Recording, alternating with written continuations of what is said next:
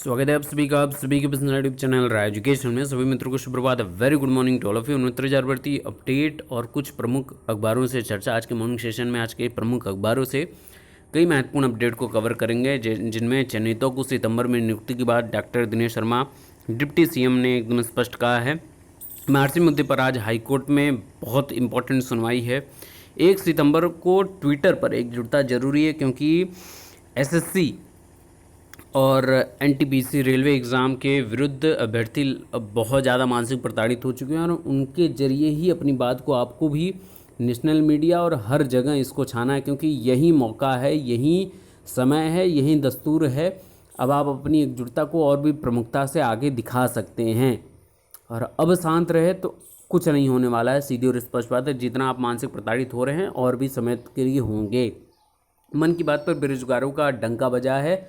सबसे ज़्यादा डिसलाइक और अभ्यर्थियों के कमेंट आपने अगर देखे होंगे, चाहे वो वीडियो कहीं पर भी आए हो, उस पर लगातार बेरोजगारों की बात रखी गई है, अपने बात सबने रखी है। शिक्षा विभाग से जुड़ी महत्वपूर्ण अपडेट को कवर करेंगे, तो चलिए वीडियो शुरू करते हैं।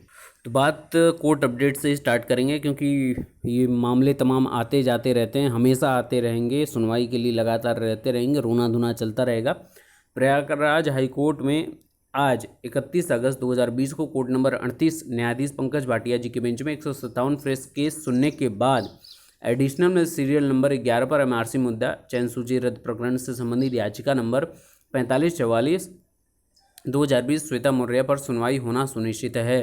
अब 157 फ्रेश सुनने के बाद 11वें नंबर पर एमआरसी मुद्दा लगा हुआ है। दिखा देता हूँ कॉज लिस्ट आप लोगों को। तो ये संबंधित कॉज लिस्ट है, यहाँ पर आप देखेंगे एडिशनल लिस्ट है 31 तारीख की। ऑनरेबल जस्टिस पंकज जायसवाल साहब हैं और ये आपके ऑर्डर डिलीवर करने के लिए है ये सारे केसेस। और इसी के जस्ट नीचे आएंगे फॉर एडमिशन, तो यहाँ पर देखेंगे 11वें नंबर पर आपका केस यहाँ पर मेंशन है 4544 2020 Shweta Maurya and 21 others versus state of UP. अब इसमें इम्पॉर्टेंट बात यह है कि मुद्दे तमाम हैं, आप लोगों के बीच में अवरोधक बनने के लिए मुद्दे तमाम हैं। हालांकि सरकार को इस पर स्पष्टीकरण देते हुए इन अभ्यर्थियों की भी जिज्ञासा को शांत करना चाहिए, ताकि इनके अंतर्मन में जो प्रश्न उठ रहे हैं वो भी उसका निराकरण हो सके। दूसरी इम्पॉर्टेंट बात यह है कि भर्ती प्रक्रिया पर अवरोधकता बढ़ती जा रही है। अगर आप देखेंगे जो संशोधन के मुद्दे को भी लेकर बात उठाई जा रही है, तो कहीं ना कहीं अभ्यर्थी ही मानसिक प्रताड़ित हो रहा है इन सभी चीज़ों के बीच में। संशोधन को लेकर अगर एक जगह संशोधन का मौका मिलता है तो बहुत ज़्यादा इसमें अफरा तफरी भी मच सकती है, बहुत ज़्यादा लोग इसमें आवेदन के पात्र हो जाएंगे। लेकिन जब आपने अप्लाई किया होगा फॉर्म को, तो आपने अंत में घोषणा की होगी, टिक किया होगा कि मेरा जो भी चीज़ डिटेल दिया गया है वो मेरे जानकारी में सभी चीज़ें उसमें सही हैं। अगर ऐसी कोई त्रुटि पाई जाती है तो मेरा अभ्यर्थन निरस्त माना जाता है ना। तो वो आपने टिक करके फॉर्म सबमिट किया है, तो वहीं से इसीलिए अभ्यर्थन वहाँ पे से घोषणा की जाती है, ताकि भविष्य में जब आप ये संशोधन की बात करें तो उस पर तनिक भी विचार ना किया जाए। लेकिन संशोधन के मुद्दे पर मैंने कई बार बोला है, अभी मैं आपको दिखाऊँ ऑर्डर उसका संशोधन वाला। तो ये पंकज भाटिया जी जज जो हैं, इनके द्वारा जो संशोधन बीटीसी 2015 सेकेंड सेमेस्टर में जिनका बैक लगा था, तो वो चौथे सेमेस्टर आते आते वो पास हो गए हैं। इस वजह से उनका आर्गूमेंट है कि petitioner is that on the basis of petition having pass the examination subsequently his candidature should be considered, यानी कि उनका अभ्यर्थन कंसीडर किया जाना चाहिए।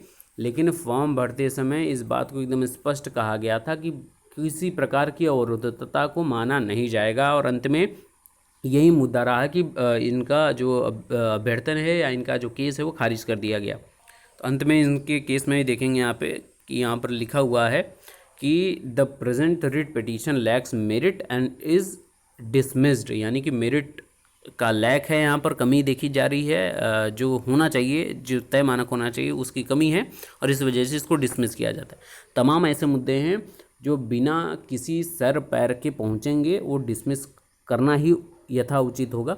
हालांकि जितने भी संशोधन के मुद्दे हैं, देखिए मैं एकदम स्पष्ट बोल रहा हूँ, ना मैं कोई जज हूँ ना मैं कुछ हूँ, ठीक है ना। आप लोग कमेंट करने लगते हैं इसलिए बोलना ज़रूरी है। जितने भी संशोधन के मुद्दे हैं आप सभी एफिडेविट बनवाकर जिला चयन समिति के समक्ष अपीयर होंगे और कंसीडर करने न करने का अधिकार सर्वोच्चता के साथ जिला चयन समिति को ही होगा, हर हालत में उन्हीं को होगा।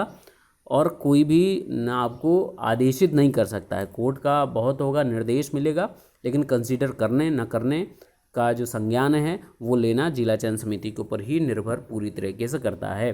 तो आप अपने कंसीडरेशन को लेकर, चाहे नाम में त्रुटि हो, एड्रेस में त्रुटि हो, क्रमांक संख्या में त्रुटि हो, आपके सर्टिफिकेट नंबर में त्रुटि हो, आप सभी करा सकते हैं, लेकिन ऐसा कोई भी संशोधन जो आपके मेरिट को इफेक्ट करता है तनिक भी मान्य नहीं किया जाएगा। अब इसी बीच में सबसे इम्पोर्टेंट अपडेट है, नवचयनित शिक्षकों को सितंबर में मिलेगी नियुक्ति। माध्यमिक शिक्षा विभाग में नवचयनित सहायक अध्यापकों को नियुक्ति सितंबर में दी जाएगी। उप मुख्यमंत्री डॉक्टर दिनेश शर्मा ने बताया है कि नवचयनित शिक्षकों को ऑनलाइन नियुक्ति देने के साथ उनकी ट्रेनिंग भी कराई जाएगी। ट्रेनिंग के लिए कार्यक्रम और पाठ्यक्रम तय किया जा रहा है। नियुक्ति और उसकी जो प्रक्रिया है वो शासनादेश जल्द जारी होगा। तो ये आपके 2018 का जो LT है 10,768 पदों पर निकाली गई थी भर्ती, उसमें हिंदी और सामाजिक विषय को छोड़कर शेष विषयों में चयनित जो 3457 भर्तियों की सूची है विभाग को सौंप दी गई है। और विभाग ने नवचयनित शिक्षकों को सितंबर में स्कूलों में नियुक्ति देने की तैयारी शुरू की है। रिक्त पदों की तुलना में 50% से भी कम अभ्यर्थी चयनित होने के कारण नियुक्ति के मापदंड बनाए जा रहे हैं, जिससे ग्रामीण क्षेत्रों के स्कूलों में भी आवश्यकता अनुसार शिक्षकों को नियुक्ति की जा सके। अभ्यर्थियों को वरीयता के अनुसार नियुक्ति के लिए स्कूलों का विकल्प देना होगा। तो उम्मीद है कि जो चार्जशीट दाखिल की बात की जा रही है हिंदी और सामाजिक का, वो भी जल्द जल्द हो जाए, ताकि अभ्यर्थी हिंदी और सामाजिक के जिन्होंने साथ में परीक्षाएं दी हैं वो भी साथ में आगे चयनित के क्रम में आगे बढ़ सकें। अब आ जाते हैं सबसे महत्वपूर्ण मुद्दे पर। कल मोदी जी ने मन की बात अपनी कही, ठीक है ना। वो प्रधानमंत्री हैं, शीर्ष पद पर बैठे हुए हैं, तो उनकी मन की बात पूरा भारत और वरन भारत ही नहीं, विदेशों में भी जो लोग स्थापित हैं वो भी सुनते हैं। अब सबसे इम्पोर्टेंट बात ये है कि ये जो मन की बात है, इस बार मन की बात सुनते सुनते अभ्यर्थी इतने अरुचिकर हो गए कि उन्होंने अपने मन की बात यहाँ पर प्रदर्शित की है। अब यहाँ पे आप देख सकते हैं 4 लाख लोगों ने इनको देखा है, और जिसमें से 10,000 लाइक्स हैं और 1,02,000 डिसलाइक हैं, या 1,20,000 आप कह सकते हैं डिसलाइक हैं इसमें। सबसे इम्पोर्टेंट बात यह है कि इस बार बेरोजगारों का डंका बजा है। SSC, NTPC, ग्रुप D सभी ने एकजुटता के साथ अपना डंका बजाया है, और जितने भी बड़े बड़े कोचिंग संस्थान हैं, चाहे अभिनय सर हों, चाहे राकेश सर हों, जितने भी आपके नेशनल लेवल के टीचर्स हैं जो वनडे एग्ज़ाम की प्रिपरेशन कराते हैं बच्चों को, उन्होंने प्रमुखता से, जैसे आपके CGL 2017 का मुद्दा बहुत प्रमुखता से उठा था, काफ़ी दिनों तक धरना भी चला था जिसमें सभी शिक्षकों का साथ रहा, वैसे पुनः 1 सितंबर को, ध्यान से सुनिएगा, सभी 69,000 भर्ती से जुड़े, LT ग्रेड से जुड़े, TGT PGT से जुड़े, जितने भी हैं 2011 TT से जुड़े जितने भी लोग हैं, उन सभी को इस बात को एकदम स्पष्ट तरीके से सुनना होगा। और हम सभी 69,000 भर्ती मैक्सिमम जो अभ्यर्थी जुड़े हुए हैं उनसे यही कहूँगा, 1 सितंबर को ट्विटर अभियान, इतना अपना आंदोलन आप भी प्रमुखता से उठाएंगे ताकि प्रमुखता से शीर्ष तक ये बात पहुँचे कि किनको किनको नियुक्ति देनी है, और सबको सितंबर माह में ही सारे जो चीज़ें हैं वो कंप्लीट हो जानी चाहिए। ये आप बहुत प्रमुखता से अपनी बात को रखिएगा,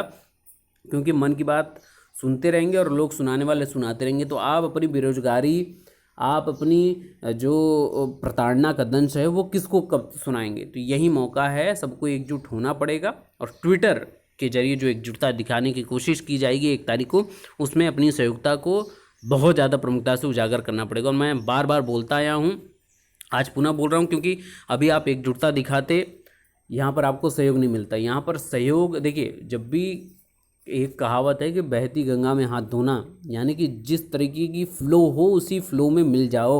और आपका ये मुद्दा ही बन गया है रोजगार को लेकर, तो उसी में अपने फ़्लो को भी, अपने पॉइंट को भी आपको रखना है और प्रमुखता से उसको उजागर करना है। जितना ज़्यादा हो सके शेयर करना है इस वीडियो को, जितना ज़्यादा हो सके अपने ग्रुप्स में, व्हाट्सएप ग्रुप में, फेसबुक ग्रुप में सबको आगाह करना है कि अब 1 सितंबर के लिए तैयार हो जाइए सभी लोग, और अपने मुद्दे को एक हैशटैग बना लीजिए, 69,000 ज्वाइनिंग बस, या नियुक्ति दिवस, जो भी है एकदम फिक्स डेट कर लीजिए सारी चीज़ें, क्योंकि अब नहीं तो कभी नहीं, इस बात को तय मानिए। और आप सभी जानते ही हैं कि शर्तों के साथ 21 सितंबर से स्कूल कॉलेज खुलने की बात की जा रही है। तो सबसे महत्वपूर्ण बात यही है कि स्कूल कॉलेज खुलने से पहले शिक्षकों का अनिवार्यता से वहाँ पर रहना आवश्यक है और शिक्षक घर बैठेंगे तो कुछ काम नहीं होने वाला है। तो अपनी बात को प्रमुखता से सबको उठाना है। 69,000 भर्ती जल्द से जल्द नियुक्ति मिले, इस बात को प्रमुखता से सबके साथ मिलते हुए आगे बढ़ाना है। और अब सबका साथ मिलेगा ही, इस बात को आप जानते हैं। बहुत बड़ा धरना है, आपको मीडिया धरना कह सकते हैं, ऑनलाइन धरना कह सकते हैं, सोशल मीडिया धरना कह सकते हैं। तो इसमें अपनी बात को प्रमुखता से उजागर करनी ही पड़ेगी, जिसका आप सभी को फ़ायदा मिल सके। बाकी के लेटेस्ट अपडेट के लिए बने रहिए। Best of luck, thank you so much.